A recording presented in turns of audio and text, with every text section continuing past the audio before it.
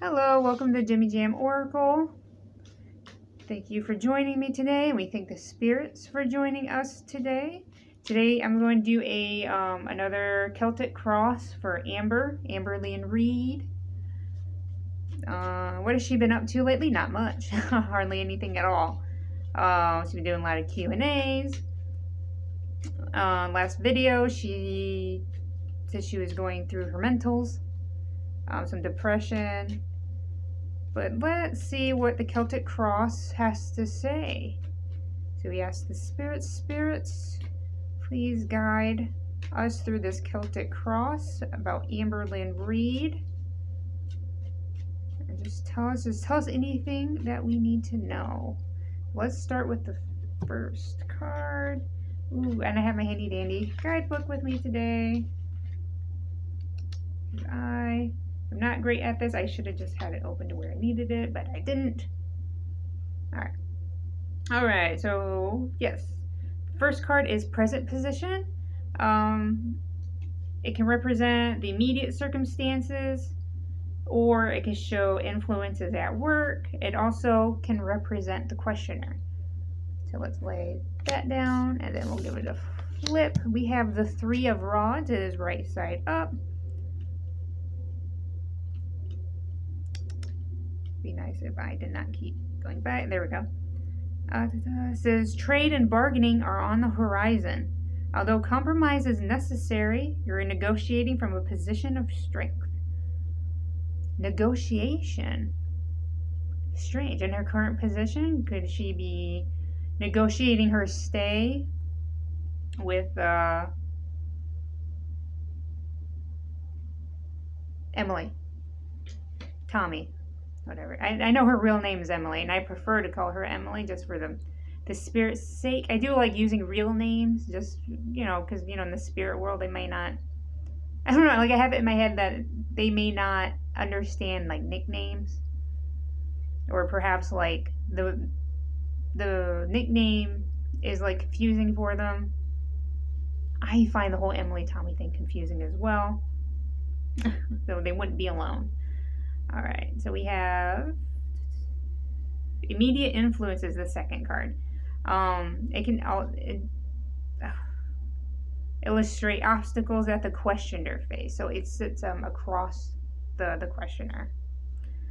Or it could be influence lying just ahead. Temperance. Let's find temperance. What number is temperance? 14. Oh, I was right on it. It says this card represents a mixing of elements within oneself and within relationships. Oh. Okay. So the mixing of elements, perhaps. So we have negotiation underneath it. So I'm thinking the mixing of elements might be a negotiation of how to get Amber's stuff into Emily's. Like, I think that it's a moving in negotiation. That's what it feels like to me, but we'll keep an eye on that. I'm going to see if I can just keep my fingers on the card pages. We have the third card, which is the goal or the destiny. So it's what the questioner can expect given the current state of affairs. Also give a clue to the questioner's hopes and fears about the future. This card crowns the questioner. All right, so goal or destiny. What is Amber's goal or destiny? It is the Nine of Pentacles. Da, da, da, da, da, da, da.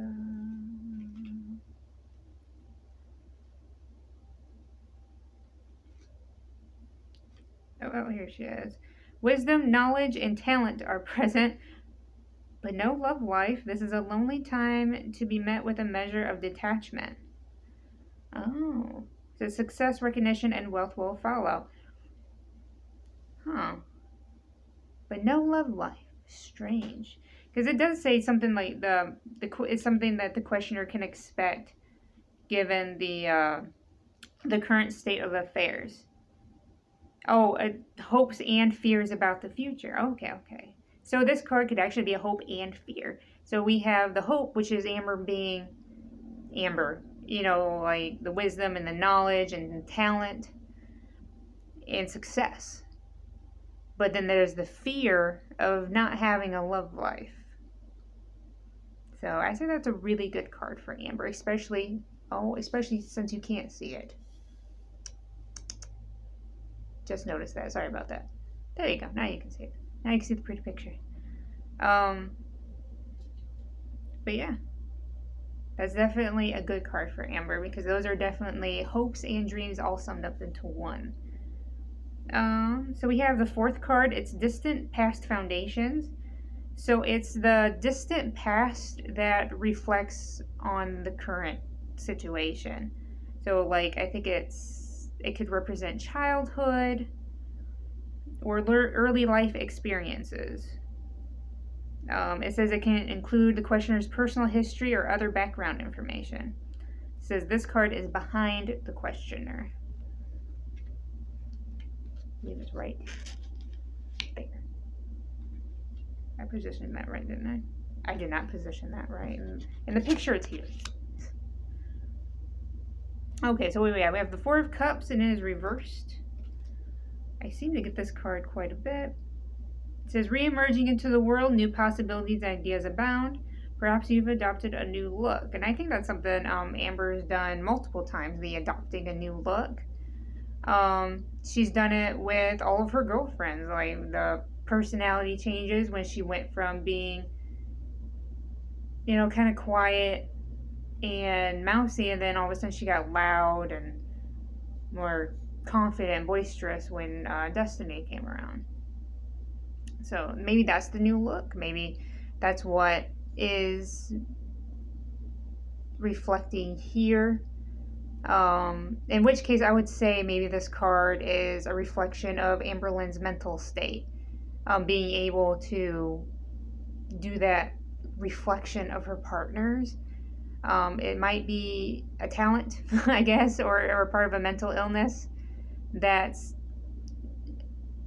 is going to show up in the current situation, the current negotiation, which would make sense. So we have the fifth card. Recent past events. Okay, so I feel like it speaks for itself. But it says recent past and actions or behavior in the distant past that influence the current situation or form the underpinning of present attitudes. This card is beneath the questioner. So even though it says distant past, it's a more recent past is what it actually, that's why recent past events. So it's something that's happened more recent, but not like super recent. Ace of Pentacles. I feel like I described that really well.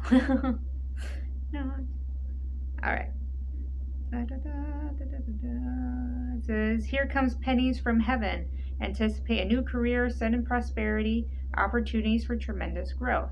Yeah, so like the eras I was talking about, the Crystal and Destiny era, she wasn't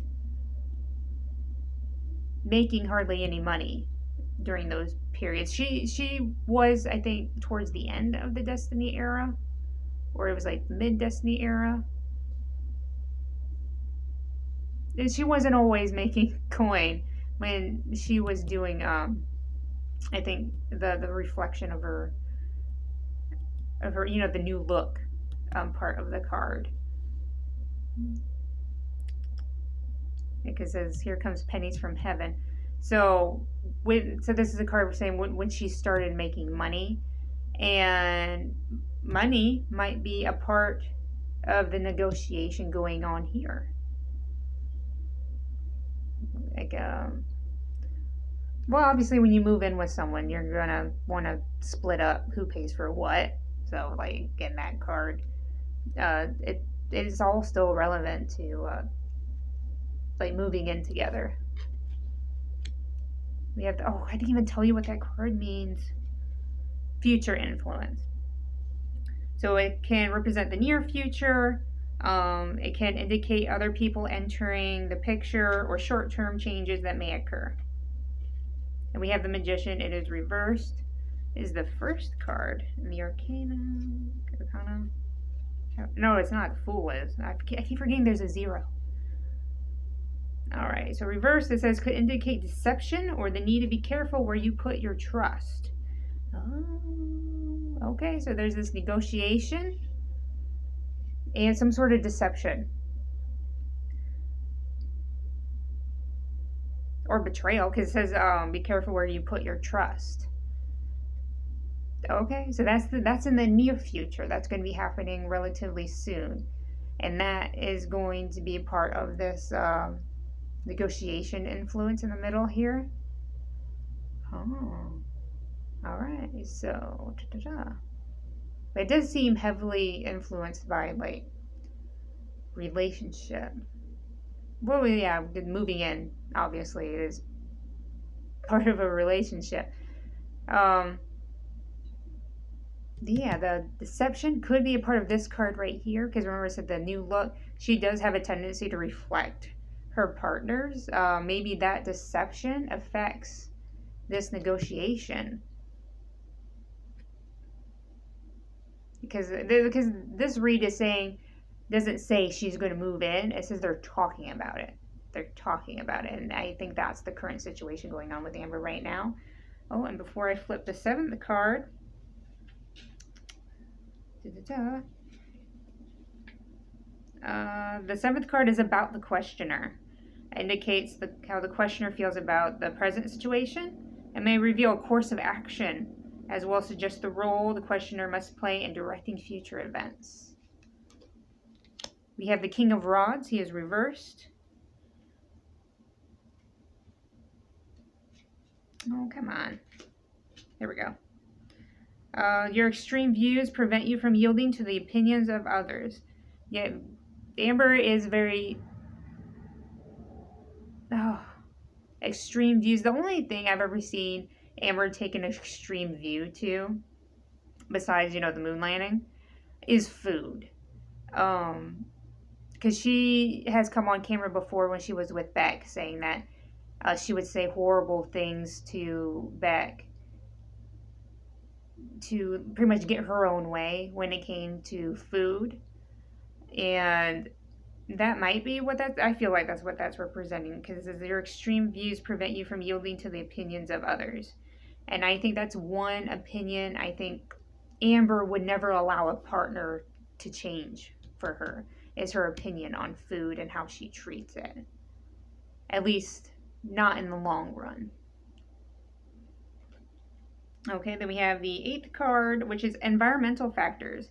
So it can represent people and just outside factors that may influence the outcome. So it's a card representing something that's not a part, I would say it's not Amber or Emily. It's something on the outside of them influencing what's going on here. Death. It is reversed. Oh no. Death. What number is that? 13. Of course it's 13. Awesome. I wonder if they did that on purpose. It's reversed. So someone refuses to budge, even for his or her own good. Possible loss of a friendship. Beware of accidents. Ooh. Possible loss of friendship. Oh, maybe her and, what's her face? Oh, I forgot her name. But the one that sat in the limelight for like 2 minutes, giving us dirt about Amber, her. They've recently went out on it. It's gonna hit me as soon as I turn the camera on. Oh yeah, that's her name. Yeah, maybe her. Maybe that relationship dissolves once again. And maybe she comes back and talks more crap. I don't know. I honestly don't care. The only reason she was talking crap because she got butthurt about Amber ignoring her. It says someone refuses to budge even for his or her own good. Now it is supposed to be an outside influence card, so I can't really say, oh, it's Amber refusing to budge from Emily's house, even though that is another gut instinct that I have. Someone refuses to budge. I don't know. I also, for some reason, when I saw the card, I started thinking about Amber's mom, Mama Lynn. And I was thinking, maybe that's one of the reasons why Amber had to go on Facebook to try and get in contact with her mom. Maybe her mom is refusing to go out there and get her, or refusing to take care of her apartment. Get her affairs in order in Oklahoma for Amber to stay up in Wisconsin. Maybe that's the refusing to budge. But I have a funny feeling it's Amber's mom. Something about the situation to where she's refusing to do something for Amber, or even talk to her. We don't know, because we haven't heard from Mama Lynn. I have a funny feeling that's what it is, because it does say an outside influence. Alright, so we have the 9th card. We have inner emotions. So we have the questioner's fears. What does the questioner secretly wish for? It can show hidden desires and attitudes of the questioner, as well as upcoming changes in the questioner's perspective. I feel like that's a wild card. Really what they should call it. They should call it the wild card. I'm going to move him over just a little bit so you can see. We have the Page of Rods. Usually, right side up, I know it's like the messenger card, like there's good news coming, but in reverse, it says gossip is afoot. Someone is telling tales about you. Stop the rumors while you can. Oh, rumors. Well, the reaction channels. Alright, so we can apply this to maybe fears. Yeah, because I think Amber does have a fear of gossip, especially with among the reaction channels. Because sometimes that gossip is right, or that gossip comes into fruition. And I think that's one of the things that Amber is afraid of, is that the gossip becomes real, and then she has to either fess up to it or create some sort of lie to cover it up. But I would definitely say perhaps this is a card for the reaction channels. I think she is intimidated by them. Some of them, if not all. Which could explain why she keeps such a close eye. Even though she says she doesn't, we all know she does. So the final card, I don't need to look at my book because I already know what it means. It's the outcome card. Okay, so what is the outcome of all this negotiation going on and possible loss of friendship, or again, like Mama Lynn? What is the outcome? I'm going to put it right here so everyone can see it. We have the 6 of Swords. I believe that's the travel card. Oh no, swords are in the back. Swords are in the back. Come on, let's go. It's right side up, and it says, someone is going to cut you some slack. Soon relief will come after a struggle. You may be taking a sea voyage. Yeah, because taking the voyage part is why I think it's the moving card. But it says, someone will cut you some slack, and relief will come after a struggle. Alright, so we have negotiation, which negotiating itself is a bit of a struggle, and it's saying there's a relief. So there's going to be a conclusion to this negotiation. And like I said, I have associated this card with travel because this is going on a sea voyage. So could it mean that this negotiation comes to an end and Amber goes home? Like maybe they don't, they decide that she should just go back home instead of moving in. I'm not sure. How about, real quick, because I've already read all of this, I'm just going to boo, just move this over. And I want to ask for clarity about the outcome. I'm going to leave all these cards over here. Just big old mess. So, spirits, can you explain the outcome for Amberlynn's Celtic cross?